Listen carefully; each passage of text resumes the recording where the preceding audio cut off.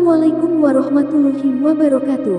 Allahumma sholli ala Sayyidina Muhammad wa ala ali Sayyidina Muhammad. Pemirsa yang dirahmati Allah, marilah kita simak ceramah dari Kiai Haji Abdullah Gimnastiar dengan tema bagaimana mengenali sifat asli seseorang. Sebelumnya marilah kita perbanyak sholawat minimal 1000 kali sehari, agar hidup kita penuh barokah dan mendapatkan syafaat kelak. Jangan lupa berikan dukungan kepada channel kami dengan memberikan super thanks seikhlasnya. Marilah kita doakan semoga Agim sekeluarga dan para penonton YouTube ini diberikan kesehatan dan diberikan kebahagiaan dunia dan akhirat. Amin ya robbal alamin. Bismillahirrahmanirrahim. Assalamualaikum warahmatullahi wabarakatuh. Alhamdulillahi rabbil alamin, alladzi khalaqal mauta wal hayata liyabluwakum ayyukum ahsanu amala wa huwal azizul ghafur. Allahumma shalli ala sayyidina Muhammad wa ala alihi wa ashabihi ajma'in. Semoga Allah yang Maha menyaksikan mengaruniakan kepada kita qalbun salim, hati yang bersih, hati yang selamat, karena akhlak seseorang tergantung hati. Jadi kalau ingin memperbaiki seseorang, perbaikilah hatinya. Rasulullah SAW berdakwah, goalnya adalah perubahan hati.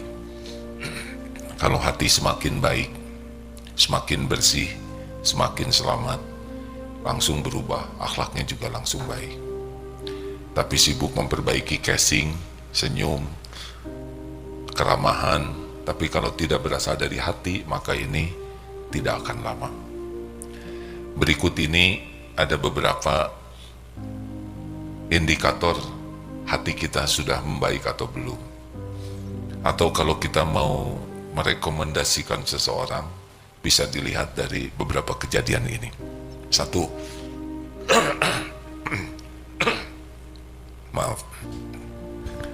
Satu, akhlak seseorang bisa nampak pada waktu safar. Safar itu kalau diterjemahkan sederhananya yaitu kalau dalam melakukan perjalanan. Kalau baru ketemu sebentar begini, itu belum ketahuan. Tapi kalau dalam perjalanan panjang, umroh, haji, atau perjalanan itu akhlak akan nampak. Karena dalam perjalanan ini banyak kepayahan, banyak hal yang tidak diduga, banyak hal yang membuat orang bisa terpancing karakter aslinya. Dalam perjalanan, egonya bisa kelihatan. Saya pengen istirahat sekarang. Ada yang maksa saja. Ada yang dalam perjalanan tuh maunya ditraktir saja. Kalau mau jajan, maunya dengan di restoran yang dia suka saja, nggak peduli orang lain. Jadi ego seseorang, keluh kesahnya. Misal kalau sedang umroh haji, sekamar dengan yang berbeda kebiasaan. Pengen AC-nya nyala, yang AC masuk angin, ya, yang nggak biasa pakai AC. Nanti dimatikan, bisa berantem itu. Standar kerapihan di kamar bisa beda-beda. Ada yang mau nyimpen sesukanya saja. Jadi biasanya kalau dalam safar itu nampak karakter asli seseorang. Yang kedua, dalam muamalah, pokoknya kalau sudah ada uang, itu akhlak seseorang bisa ketahuan bedanya. Kalau tidak ada kaitan dengan bisnis, uang, nah itu bisa baik-baik saja. Tapi kalau sudah mulai usaha sama-sama, atau ada kaitan mau bisnis, itu sudah mulai ingin menang sendiri, ingin untung sendiri, ya, menjadi kemaruk, serakah, greedy, ingin serba untuk ketahuan sekali itu. Kalau sudah lihat uang itu, bagaimana orang menjadi greedy, jadi serakah, menjadi egois, ya, itu akan nampak. Makanya kalau kira-kira ingin aman, jangan melakukan usaha bersama dengan teman dekat, karena bisa rusak pertemanan. Juga hati-hati kalau bikin usaha dengan sanak saudara, bisa rusak persaudaraan. Karena akhlak orang kalau sudah lihat uang itu, kalau tidak dengan iman, kecenderungannya akan tamak. senang mengutamakan dirinya, senang menambah-nambah terus. Jadi nggak enak lah. Nanti cenderungnya tidak adil. 3, kalau ingin lihat akhlak seseorang, lihat ketika orang itu bersikap kepada orang yang dianggap lebih lemah dari dirinya.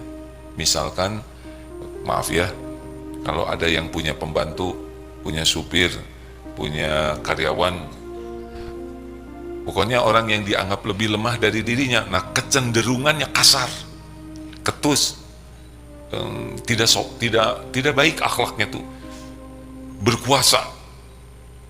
Kalau ke orang lain ramah, ada yang kasar ke istrinya, ada yang kasar ke anaknya, ke pembantunya, ke yang melayaninya, ke orang-orang yang dianggap miskin, duafa, difabel. Orang yang akhlaknya baik asli itu ke siapapun baik. Kalau ke atasan baik, tapi ke bawahannya kasar, ketus, nah ini ciri-ciri belum baik asli.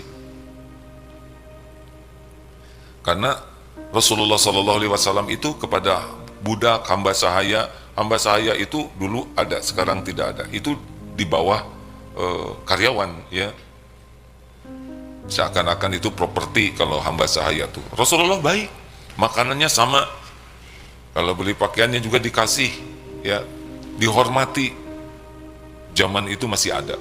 Tapi Rasulullah terus secara bertahap menghilangkan budaya ada hamba sahaya ini. Oleh karena itulah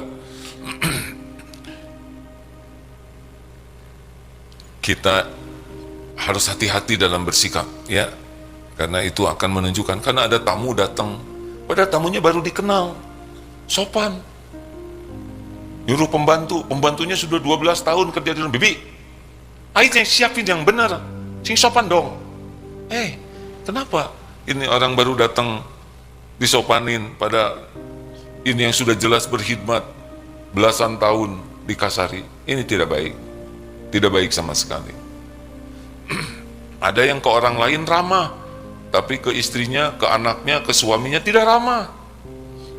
Padahal yang paling berhak untuk diperlakukan yang terbaik adalah yang di rumah. Makanya kalau ingin akhlak kita baik, itu latihannya di rumah. Kalau di kantor akhlak baik, itu banyak maunya. Ingin dilihat atasan, ingin karirnya cemerlang, ya, ingin dianggap sebagai karyawan teladan. Tapi kalau di rumah, itu akhlak yang asli itu di rumah. Kalau di rumah sudah baik akhlaknya, kebawa nanti ke kantor, ke tempat kerja, ke lingkungannya. Karena di rumah kan tidak diekspos. Jadi kalau baik ke orang lain di luar itu baik, tetapi baik yang asli itu biasanya dari rumah dulu baiknya. Kenapa nih wajahnya pada begini? Kayak yang mikir. Jangan menilai orang lain, berarti bapak saya nggak baik, berarti ibu saya nggak baik, dia yang nggak baik, ya, karena mikir orang tuanya nggak baik. Kita berbaik sangka saja.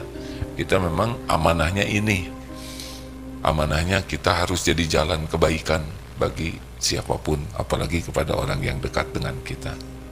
Apa aja dari itu? 1, pada waktu safar. 2, muamalah. 3, ya pokoknya kepada yang dianggap lebih lemah dari dirinya. Jadi kalau baik sama atasan, baik sama orang yang disegani, apalagi yang ngambil keputusan, itu belum tentu baik asli. Itu baik, ya, baik acting lah. Tidak boleh juga berprasangka begitu, ya. Kalau di sini kalau ada AA, waduh misal begitu. Tapi pas AA nggak, nah itu. Suatu saat di sebuah masjid, yang benar duduknya, yang benar. Ada seorang yang dituakannya, yang rapi. Tuh, mana kopiahnya? Pas tahu, ada AA, ayo adik-adik, kenapa robah ya? Kenapa tadi meniketus? Kenapa pas tahu ada AA, ayo adik-adik? Nah jadi ramah, acting berarti kan. Tahu cara membisikinya begini, Dek, tadi sedang memberi contoh apa kepada santri, udah gitu aja cukup. memberi contoh ketus, menjadi contoh yang tidak baik. Kalau jadi guru kan tugas utamanya adalah memberikan keteladanan, bukan hanya mengajar ilmu, tapi perilakunya itu harus jadi ilmu. Ada lagi, mau tahu amanah. Jadi kalau ingin tahu seseorang bisa direkomendasi, biasanya kasih amanah, pinjem barang, itu amanah itu. Ada yang kalau pinjem buku tuh seakan-akan ketemu lunas. Kalau dulu ya, zaman pinjem CD, VCD, itu ada yang dikembalikan, tidak dilihat juga udah bosen ya, tapi dikumpul-kumpul aja, dikirim makanan pakai piring, nggak dipulangin tuh piringnya. Pinjam vacuum cleaner, telat mengembalikannya. Pinjam motor, habis bensinnya. Ada orang yang kurang amanah, kalau udah pinjam sesuatu tuh nggak serius untuk mengembalikannya. Kalau sedang perlu dia bagus, tapi kalau udah, terutama bab pinjam meminjam ini sebisa mungkin mah nggak usah pinjam-pinjaman lah, karena akan bisa merusak hubungan. Kecuali yang pinjamnya itu benar-benar amanah. Dari awal memang harus niat bayar, jangan sampai hanya niat pinjam. Ada yang niat pinjam tapi tidak sehebat niat membayarnya, apalagi yang dipinjamnya misalkan saudara atau siapa yang kita anggap uangnya banyak. Uang segitu buat dia gak ada apa-apanya lah, dia punya banyak sekali, kalau bangsa 5 juta mah kecil. Ini salah besar ya, karena ketika dia tidak amanah terhadap hutangnya, yang hancur itu adalah kredibilitasnya. Hutang-hutang walaupun serupiah harus bayar. Kalau kita janji, sebut janjinya. Kalau udah waktunya kita bayar, belum ada uangnya, temui, minta maaf. Ya ini obatnya. Tapi diam, menghindar, pura-pura tidak tahu. Yang lebih repot ketika ditagih, lebih galak. Kenapa kamu baru nagih sekarang? Kemarin saya punya uang, kamu gak nagih. Nah, kenapa? Gak usah ditagih kalau mau bayar, ya gak? Salah sendiri, baru nagihnya sekarang. Coba bulan lalu saya punya uang. Yang benar kalau nagih itu. Pusing ini. Harus komitmen. Itu amanah. Ngobrol, ini amanah, ini ngobrol begini amanah. Ini cuman kita-kita aja ya. Dia ngomong ke yang lain, ini kita-kita aja ya.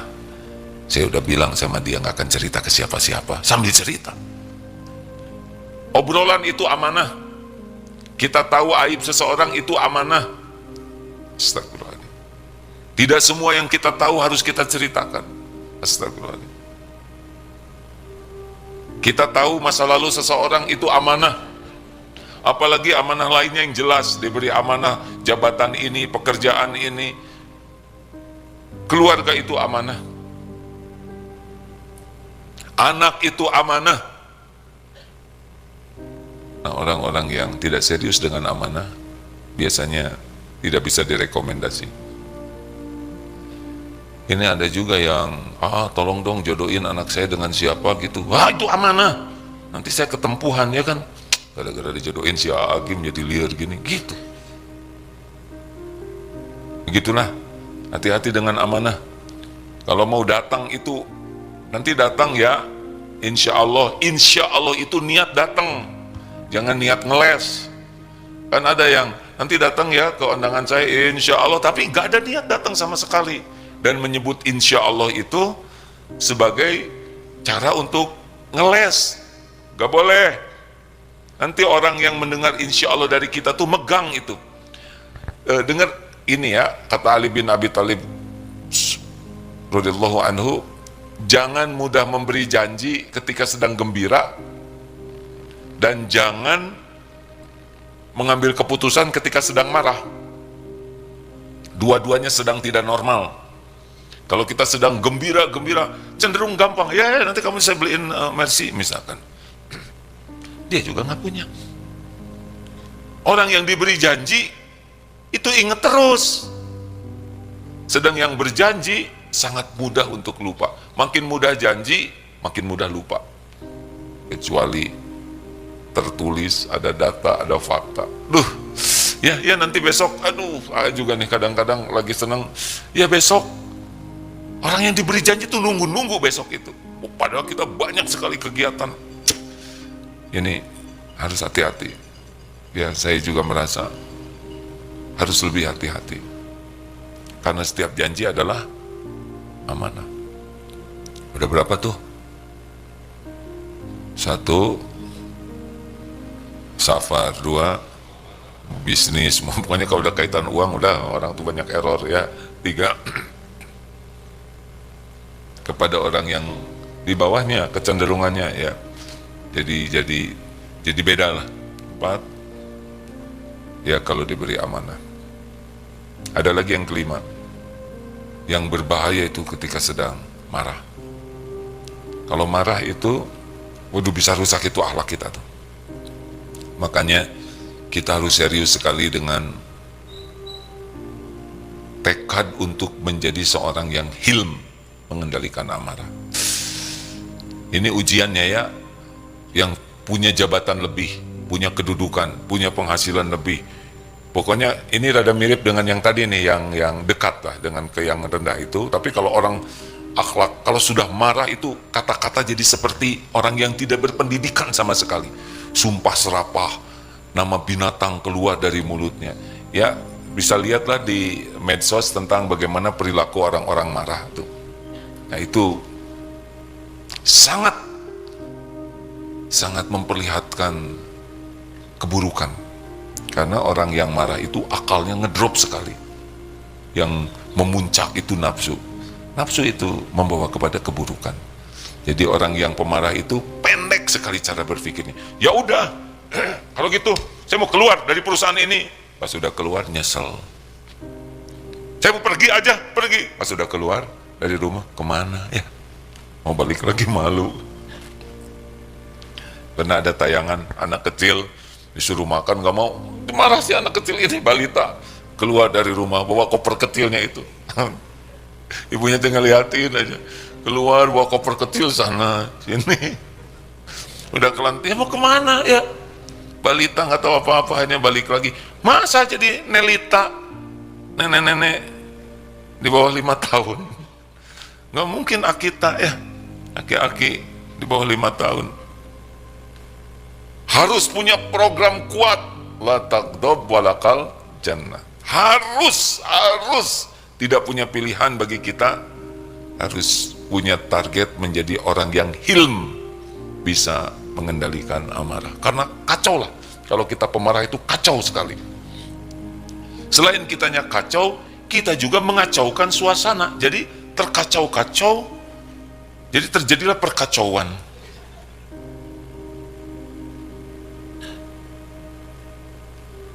Kenapa orang beda-beda? Memang ada yang lahir dari keluarga pemarah sejati, sehingga marah itu dianggap hal yang normal. Ada yang, maaf ya, orang kalau punya jabatan lebih, kedudukan lebih, kekayaan lebih, ini potensi gelarnya lebih, potensi marahnya lebih besar. Gak jarang ya bawahan marah ke atasan kecuali sudah nggak ketahan. Hati-hati ini, yang diuji oleh Allah dengan gelar, pangkat, jabatan, kedudukan, kekayaan, itu potensi pemarahnya lebih besar daripada yang memang diujinya dengan keterbatasan. Guru lebih mudah marah ke murid daripada murid ke guru, kecuali murid yang sudah tidak tahan atau murid tidak adab sama sekali. Karyawan ya tidak mudah marah ke atasan, yang mudah marah majikan kepada yang membantunya, benar?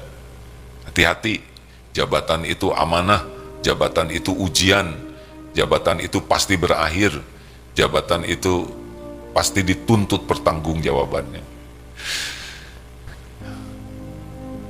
Kenapa ini wajah-wajah jadi kayak begini, jadi kayak menderita gitu kan?